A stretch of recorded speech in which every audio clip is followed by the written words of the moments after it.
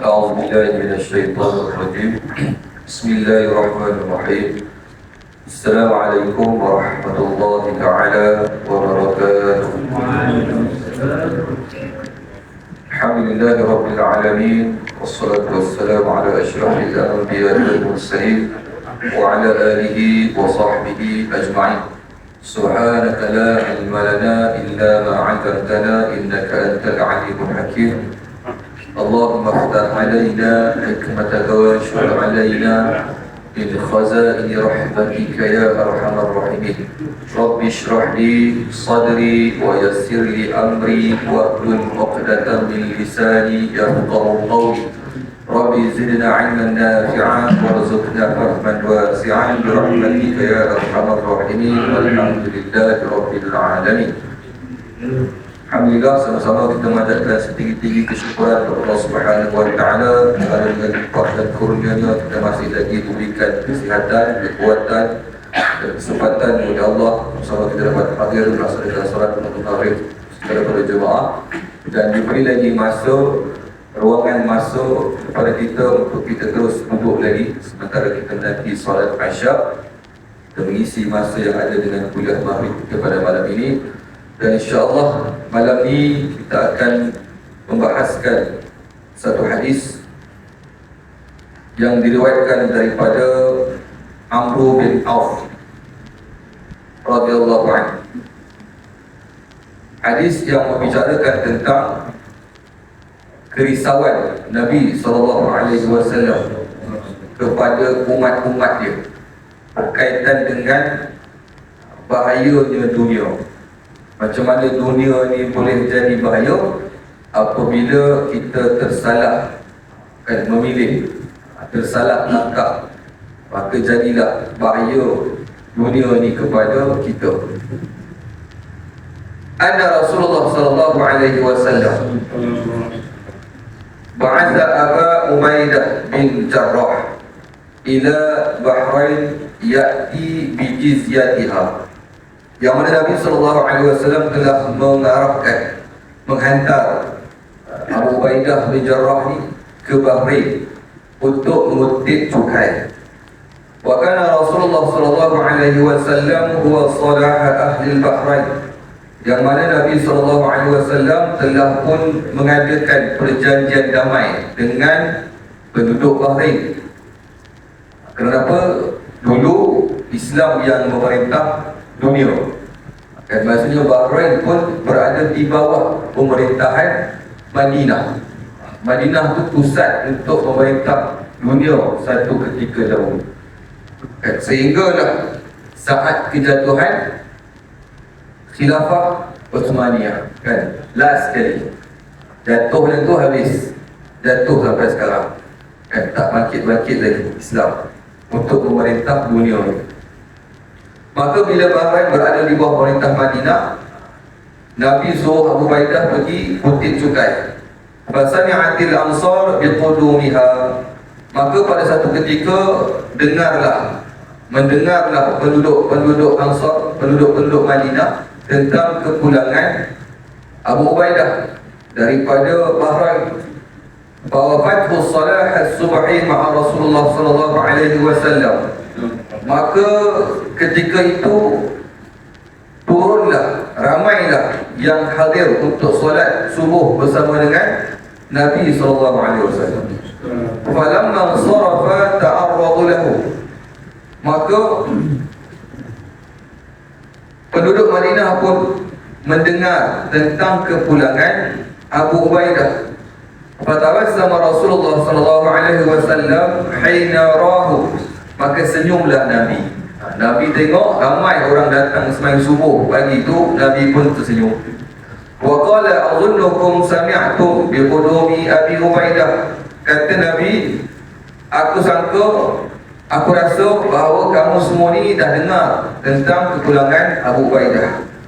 Wa annahu ja'a bi syai'in, dan Abu Ubaidah ni bawa sesuatu, kan, apa dia? Hasil kutipan cukai tadi ni. Qalu, maka berkatalah penduduk Madinah tadi, ajal ya Rasulullah, bahkan ya Rasulullah. Wa qala Nabi sallallahu alaihi wasallam, fa'abshiru wa amilu ma yasurrukum. Maka bergembiralah kamu, Nabi kata, dan tunggulah, pasti ada dipermudahkan urusan untuk kamu. Kemudian Nabi berpesan kepada mereka, yang mana pesanan ni Nabi, mereka pun tak sangka Nabi akan sebut benda ni. Waktu subuh tu ramai orang turun. Sebab apa? Mendengar kepulangan Abu Ubaidah daripada Bahrain. Sebab bukan sebab dia orang sebelum ni tak turun sembahyang subuh. Di Madinah sama juga macam sini kan, masjid macam sini, surau ni bawah masjid Abu Ubaidah Zarrah kan. Maksudnya masjid dan bawah tu ada banyak surau-surau, tapi di sana tak ada nama surau, semua nama masjid. Jadi penduduk-penduduk akan sembahyang di masjid Korea masing-masing. Cuma kalau sembahyang Jumaat, semua akan sembahyang di Masjid Nabawi. Ataupun ada program-program kan, pengumuman-pengumuman penting daripada Nabi, semua akan pergi ke Masjid Nabawi.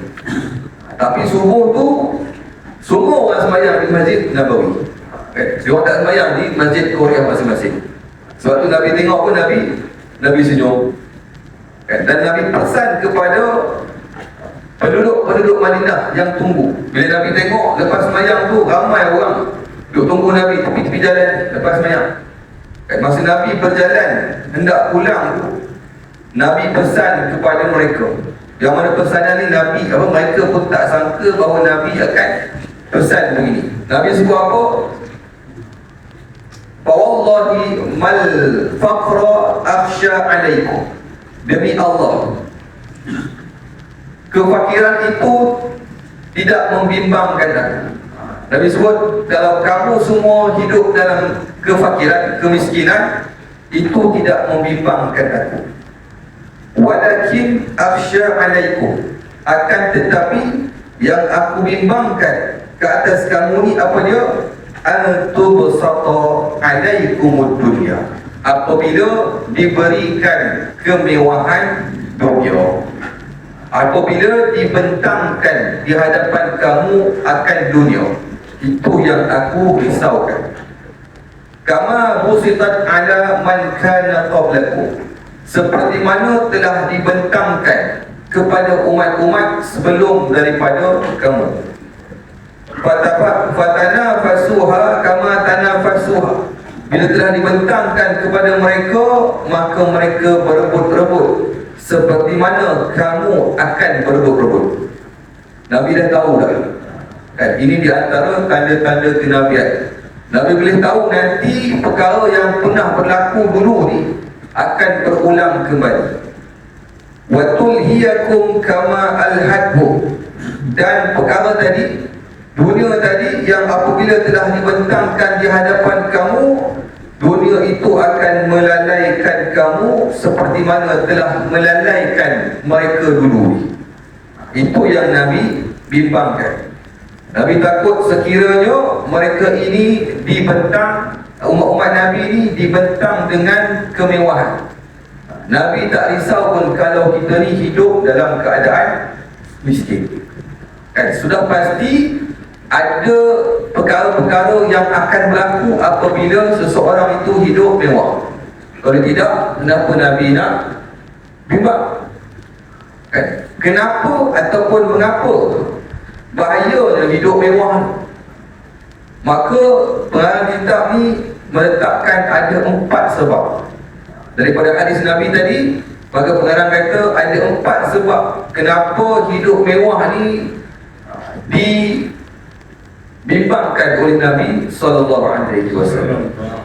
Yang pertama, kemewahan biasanya menjadikan manusia ini hidup melampaui batas dan merosakkan hubungan dengan Tuhannya, dan seterusnya akan mendorong seseorang yang kaya itu kepada melanggar segala perintah Allah Subhanahu wa ta'ala.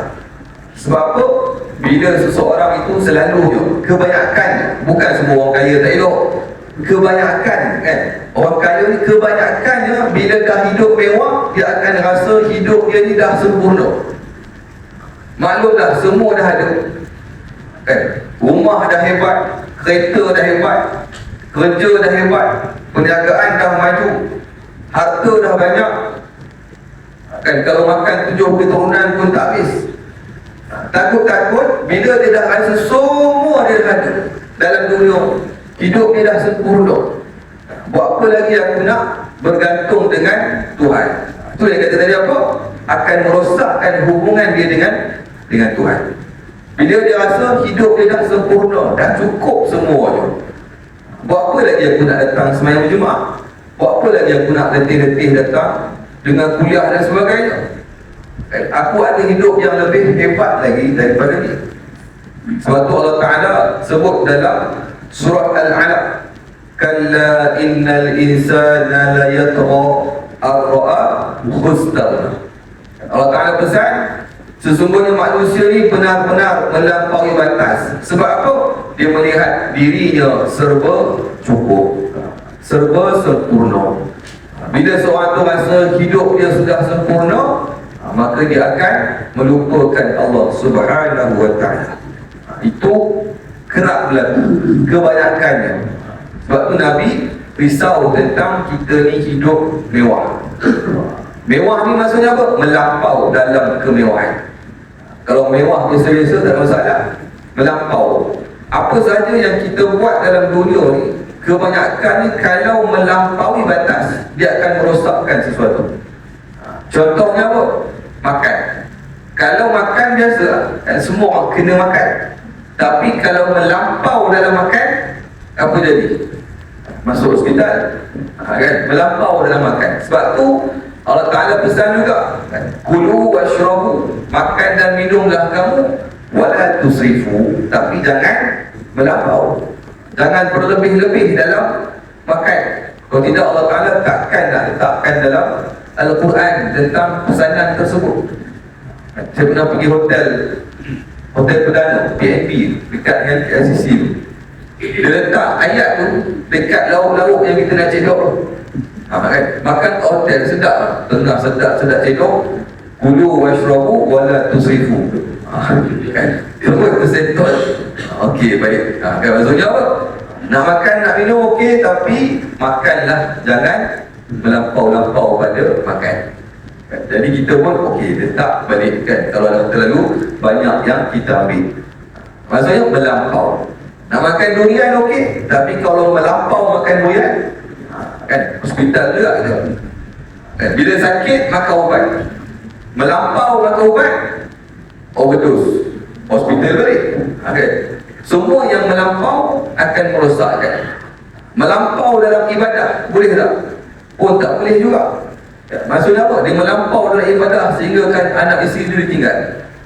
Ini sibuk nak beribadah, siang malam beribadah, kan? Sampai anak isteri nak makan, minum semua dia tak ambil kisah. Sebab apa? Melampau dalam ibadah pun tak boleh juga, kan? Jadi jangan kita melampau pada sesuatu perkara. Dan dikatakan kekayaan juga salah satu punca berlakunya penyelewengan. Sebab apa?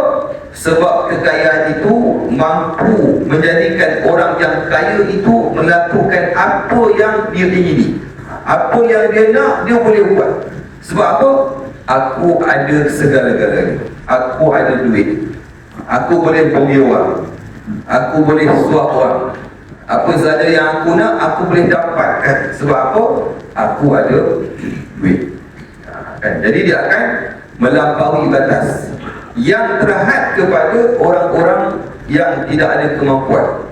Kan orang yang hidup sederhana ataupun yang hidup miskin, dia tak boleh nak buat benda-benda yang tak elok. Sebab apa? Duit tak ada. Dan orang yang kaya, contohnya, dia ada duit, tiap-tiap minggu dia boleh pergi Thailand. Kan? Pergi Thailand buat apa? Faham? Kan? Pergi Thailand, pergi apa? Bali dan sebagainya. Kan dia boleh melancong mana-mana sahaja, ikut suka. Tapi orang yang miskin, orang yang hidup sederhana ni, dia terhad. Kan? Dia tak boleh pergi ikut suka hati dia. Kan? Tengok diri kita pun jadilah, kan? Kita muhasabah diri kita pun, kita tengok orang yang makan gaji saja, ataupun orang yang Allah Ta'ala bagi tiba-tiba hari itu rezeki dia lebih, apa yang ada dalam fikiran kita? Kerajaan umum contohnya, apa nama, bonus 3 bulan, dengar bonus 3 bulan, fikir apa? Nak beli kereta, tukar sporin, nak tukar cat kereta, nak tukar handphone. Itu yang akan kita fikirkan. Apa dia? Hal-hal berkaitan dunia. Jarang sangat orang yang bila ada duit lebih, ini aku nak infak untuk masjid ni, ni untuk masjid tak ada. Kan jarang sangat. Sama lah yang cakap kot, kadang-kadang kita terlepas benda-benda macam tu. Dan bila kita dilumpukkan dengan duit, itu belum kaya lagi, baru kaya sekejap. Kan baru ni bawa keluar, saya tukar daripada sistem EPF kepada Idul SP kepada pencen. Bawa keluar semua duit Idul SP, kelam mata.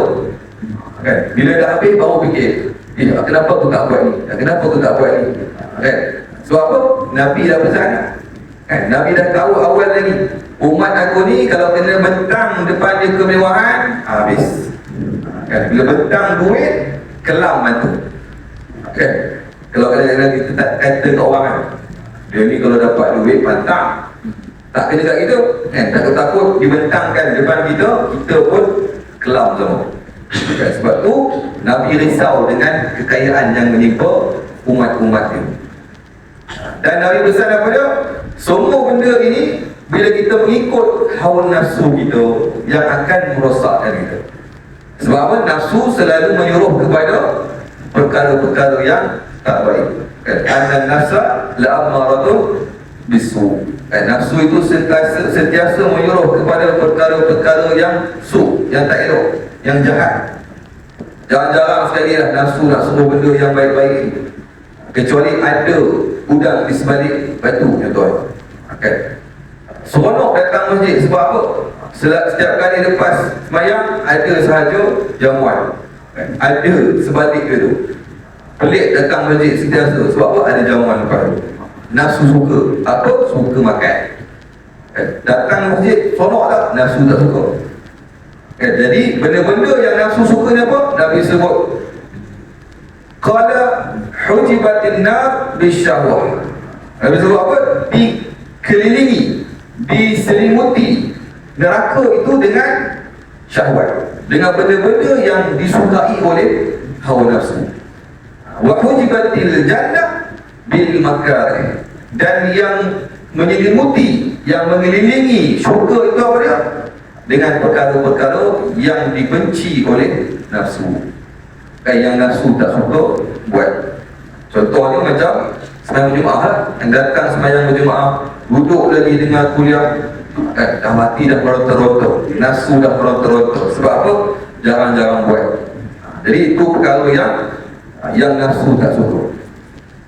Jadi oleh sebab itulah dunia ini dikatakan salah satu punca berlakunya penyelewengan. Sebab apa? Segala penyelewengan itu adalah satu punca akan berlakunya kehancuran dan kebinasaan. Allah Ta'ala sebut dalam surah Al-Alaq, Allah Ta'ala sebut dalam surah Al-Isra, Allah Ta'ala pesan kepada kita, wa idza aradna an nuhlika qaryatan amarna mutrifiha fafasaqu fiha fahaqqa 'alaiha al-qawl fadammarnaha tadmira. Apa Allah Ta'ala pesan kat kita? Kata Allah Ta'ala, dan apabila sampai tempoh kami nak binasakan penduduk sebuah negeri itu, kami perintahkan terlebih dahulu kepada orang-orang yang melampau dengan kemewahannya. Kan Nabi Allah Ta'ala mention apa? Kami akan pesan kepada orang-orang yang melampau dalam kemewahannya untuk apa? Untuk melakukan ketaatan kepada Allah Subhanahu Wa Ta'ala. Lalu mereka menderhaka dan melakukan maksiat pada negeri tersebut. Maka kata Allah, maka berhaklah negeri itu dibinasakan. Sebab apa?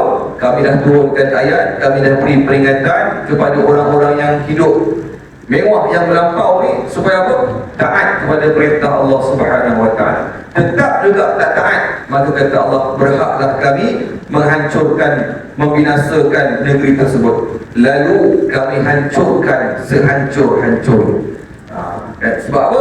Allah Ta'ala pesan, mention pesan kepada apa? Pesan kepada orang-orang kaya, orang-orang yang hidup mewah, supaya melakukan ketaatan kepada Allah Subhanahu wa taala. Itu yang pertama yang dikatakan bahawa mewah ini bahaya. Hidup mewah yang melampau. Yang kedua, kerana apa?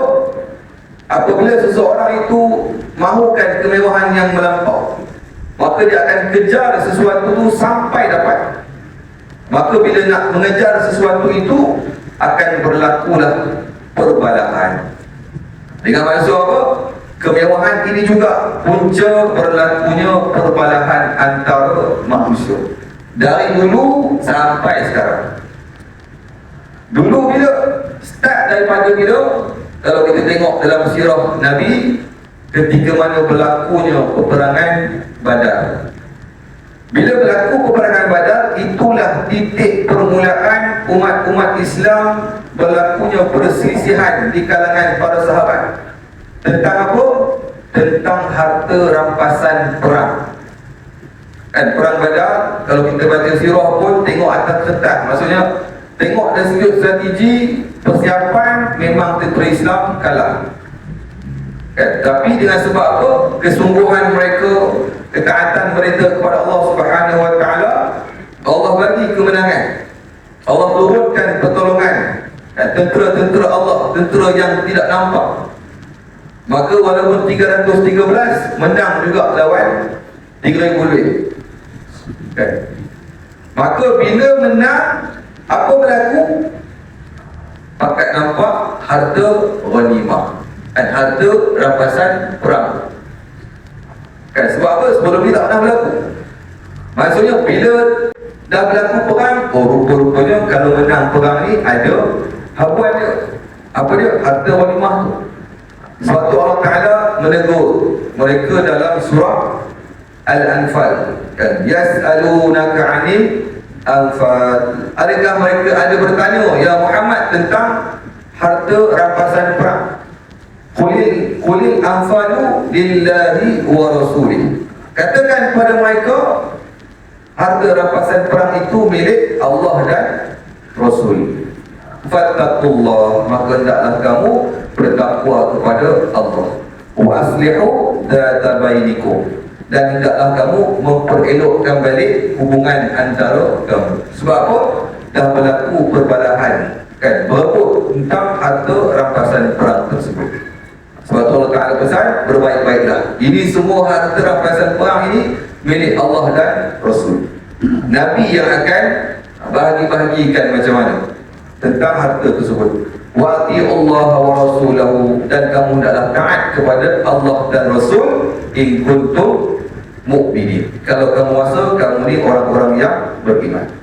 Allah Ta'ala dah pesan. Berlaku lagi bila pula perang Uhud. Sekali lagi umat Islam diuji dengan harta. Bila Nabi dah pesan semua kepada peserta-peserta perang Uhud, tentera-tentera Islam ni yang pemanah-pemanah, kan, kuasai bukit terlebih awal, Bukit Uhud. Jadi bila semua dah ada atas Bukit Uhud ni, dah standby, kan, maksudnya tempat yang paling strategi, kan, duduk di atas, kira sniper lah, kan, tengok mana yang musuh, dia akan tembak, kan, akan panah daripada atas, sehingga kan hampir-hampir memberikan kemenangan kepada tentera Islam. Bila dah tentera musuh ni berundur, meninggalkan harta-harta mereka, dan tinggalkan unta, kuda, apa lagi, baju besi semua lah, kan, kelengkapan perang tinggal habis, berundur. Sebab apa? Dah nak kalah. Bila tentera yang duduk di atas bukit ni nampak harta rampasan tu, kan, harta-harta tu dah dikumpulkan oleh tentera-tentera yang berada di bawah bukit, kan, tengok di atas tak boleh jadi, kita tengok saja pakat turun habis, kan. Bila turun habis, berubahlah, kan, perjalanan pertempuran tadi. Daripada umat Islam nak menang, akhirnya kalah. Sebab apa? Sebab harta juga, kan, sebab ada perebutan harta. Begitu juga ada dengan apa? Perebutan jawatan. Jawatan apa? Jawatan-jawatan yang dirasa boleh menjanjikan kemewahan, akan berebut. Pernah berlaku apa dia? Ketika mana Allah Ta'ala memberikan kemenangan kepada Parsi dan Rom. Kemenangan tentera Islam menang boleh kawan Parsi dan Rom. Walaupun satu ketika dulu kerajaan yang cukup kuat Parsi dan Rom ni, tapi bila Allah Ta'ala dah memberikan kemenangan, sama juga. Sebab tu Nabi tegur juga. Dan dalam sebuah hadis yang diriwayatkan daripada Abdullah bin Umar, anna Rasulullah sallallahu alaihi wasallam annahu qala, idza futihat alaikum Farsi war Rum, apabila dibukakan, diberikan kemenangan kepada kamu, boleh menawan Farsi dan Rum, tatanafasu summa tatahasadu summa tatadabaru summa tatabaghadu. Nabi kata apa? Kemudian kamu saling berebut-rebut, kemudian kamu saling dengki-mendengki, kemudian kamu saling bermusuh-musuhan, kemudian kamu saling benci-membenci. Sebab apa? Bila dah menang, boleh tawan Farsi dan Rom, apa yang akan berbuat? Jawatan. Kan siapa nak jadi presiden, timbalan dan sebagainya. Sebab apa? Sebelum ni tak ada. Bila dah ada kemenangan, siapa yang nak jaga Farsi dan Rom ni? Pakat berebut jawatan. Sebab apa berebut jawatan? Sebab nampak kemewahan dalam jawatan tersebut. Kalau jawatan yang tak boleh hidup mewah, orang takkan berebut. Kan contohnya jawatan apa? Siap masjid. Ada orang berebut nak jadi siap? Tak ada. Kan sebab apa? Tak menjanjikan kemewahan. Jawatan apa? Bilal. Lagilah orang lari nak jadi Bilal. Dua jawatan, Bilal dengan imam. Jawatan yang orang akan lari. Kan dalam mesyuarat Masjid Surau ni, nak lantik Bilal yang baru, pakat tolak. Sebab apa? Bilal dengan imam ni, dia kena membahagikan masa kehidupan dia dengan jemaah. Kan, keluarga dengan jemaah, dia kena bahagikan. Saya biasalah duduk dalam grup, satu grup dengan grup WhatsApp, dengan imam-imam. Aktif grup tu, sebab apa? Masing-masing sekejap lagi imam ni beritahu saya ada kecemasan. Siapa tolong cover sekejap, kan? Zuhur sekejap lagi. Sekejap imam ni pula beritahu saya ada ni, kan? Berlaku apa nama, orang nak apa? Cover masing-masing punya waktu. Nak pergi bercuti jauh sikit, lu teringat, kan? Masjid dengan surau, kan? Bilal kalau keluar waktu zuhur, sekejap lagi dia teringat asar lagi nak kena balik tak? Nak azan waktu asar. Sebab tu dulu pernah orang pernah viralkan supaya naikkan alarm, kan? Alarm Bilal dengan imam. Itu pun ramai orang bising, kan? Imam ni kena ikhlas dan sebagainya. Tapi mereka tak tahu yang mereka ini mengorbankan waktu bersama dengan keluarga. Sebab apa? Nak menjaga jemaah-jemaah. Baik. Sebab tu Nabi sebut apa? Lalu mereka berebut-rebut sebagaimana kamu berebut-rebut. Kan dalam hadis tadi.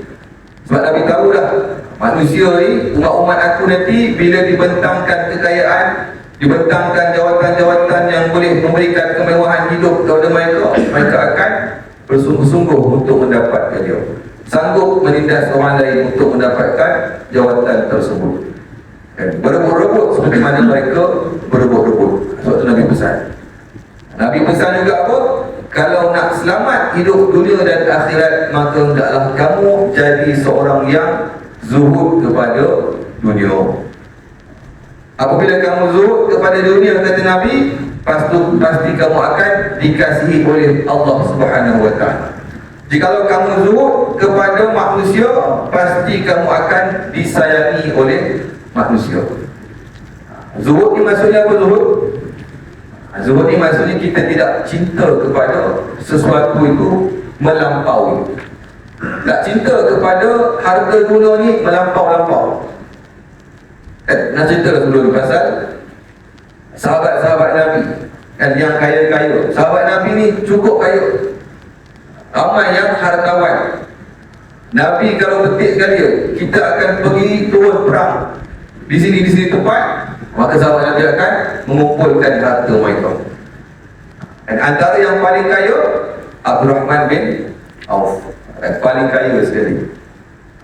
Tapi zuhud kepada Allah Subhanahu wa ta'ala. Macam mana kata zuhud? Sebab dia sentiasa menginfakkan harta dia ke jalan Allah.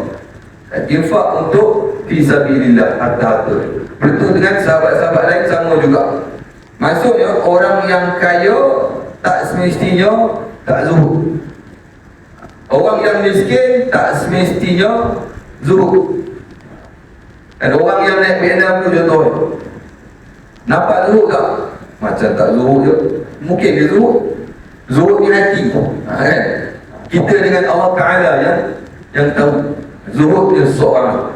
Sebab apa? Dia tidak cinta dan kasih sayangnya kepada harta-harta dunia. Maksudnya kalau diambil bila-bila, kalau berlaku kebinasaan kepada harta dia tak kisah.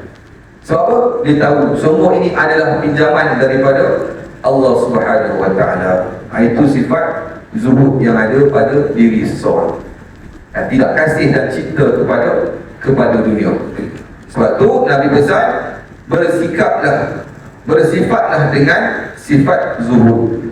Zuhud kamu kepada Allah, kepada dunia, maka Allah Ta'ala akan kasih kepada kamu. Dan juga kemewahan melalaikan daripada mengingati Allah Subhanahu wa ta'ala. Seperti mana Nabi sebut juga dalam hadis tadi, yang last sekali Nabi sebut apa? Fatanafasuha kama tanafasuha wa tulhikum kama alhadhu. Maka kamu akan dilalaikan seperti mana mereka dilalaikan. Maksudnya apa? Harta dunia ini, kemewahan ini juga akan melalaikan kamu. Sebab apa? Kerana manusia apabila banyak harta, maka biasanya dia akan sibuk menguruskan harta dia, sibuk dengan urus niaga dia, sibuk dengan saham-saham pelaburan dia, sibuk dengan perniagaan dia. Maksudnya siang malam dia dengan harta dunia tersebut. Dah tak sempat dah, nak datang solat jemaah tak sempat dah. Ada mesyuarat, meeting dan sebagainya. Seperti mana yang berlaku pada siapa dia? Sa'labah, kan? Seorang sahabat yang miskin asalnya, yang datang sembahyang berjemaah, dia akan balik awal, Sa'labah. Sehingga orang heran, kenapa balik awal? Bila dia tanya, kenapa lepas sembahyang? Nabi tanya, kenapa lepas sembahyang kamu terus balik? Kata Sa'labah, aku balik cepat sebab apa? Pakaian yang aku pakai ni, isteri aku pula nak pakai untuk beribadah. Baju yang bersih untuk ibadah ada selai, kongsi 2 orang, suami isteri. Kan miskin je Sa'labah. Kemudian Nabi mendoakan untuk Sa'labah supaya diberikan kemewahan hidup dia, kan, kekayaan dalam hidup dia. Maka dia diberikan kemewahan oleh Allah Ta'ala. Tapi bila dah hidup senang, kan, bila dah mewah hidup Sa'labah ni, akhirnya tak nampak dah dekat masjid, kan, tak datang dah sembahyang jemaah. Sebab apa? Dia sibuk dengan urusan untuk harta-harta dia. Kan, sebab tu bahaya. Ini di antara bahaya apabila seseorang itu dihamparkan dunia di hadapan dia. Dan juga hidup mewah ini akan menjadikan seseorang itu lupa kehidupan asal dia, lupa matlamat hidup dia. Dan matlamat hidup kita apa? Sebagai seorang hamba. Wa ma khalaqtul jinna wal insa illa liya'budun. Kan, tidak aku jadikan jin dan manusia ni, kata Allah, melainkan untuk menyembah aku. Jadi asal-asal kejadian kita, asal-asal kita ni dicipta oleh Allah Ta'ala untuk apa? Untuk sembah Allah. Jadi bila untuk sembah, kita kena sembah. Dan yang lain-lain itu apa dia? Bila nak sembah Allah Ta'ala, maksudnya nak solat, kan, nak beribadah ni nak kena ada tenaga, maka kena makan. Nak makan kena ada duit nak beli makanan, maka kena kerja. Ayat tu baru datang selepas itu, kan? Maksudnya utamanya apa dia? Beribadah kepada Allah Subhanahu wa ta'ala. Dan sejarah juga menunjukkan bahawa sebesar-besar bukti sesungguhnya generasi awal Islam ini yang berjaya menguasai dunia pada satu ketika dulu, yang mana mereka ini asal-asalnya berada dalam keadaan susah, Berjuang, akhirnya diberikan kemenangan demi kemenangan, kesenangan demi kesenangan. Akhirnya dihamparkan dunia, mereka hidup dalam keadaan mewah dan akhirnya meninggalkan perjuangan tadi. Dah tak ingat dah nak menegakkan syiar Islam dan sebagainya, seperti mana yang telah berlaku kepada Andalusia dan di Turki. Satu kerajaan yang cukup kuat akhirnya jatuh. Kerajaan Khilafah Utsmaniyah yang kita sebut tadi akhirnya jatuh. Sebab apa? Masing-masing berebut jawatan. Dan akhirnya kita tengok sekarang ni apa yang berlaku apabila Allah Ta'ala mentakdirkan Palestin, khususnya Gaza menjadi saksi. Seluruh dunia sekarang ni sedang melihat kepada Gaza. Tapi apa yang dilakukan oleh negara-negara jiran ni, dan negara-negara Arab yang pemimpinnya juga Islam, diam 1000 bahasa. Sebab apa? Masing-masing dah hidup dengan senang, masing-masing dah mewah. Qatar, Jordan, Saudi, semua dah maju dah. Apa kita nak kacau Palestin? Apa nak pergi bantu? Tengok Yaman pergi bantu, kan dah kena bom. Kan? Kalau kita bantu ni kena bom. Bila kena bom nanti habislah kemewahan hidup kita.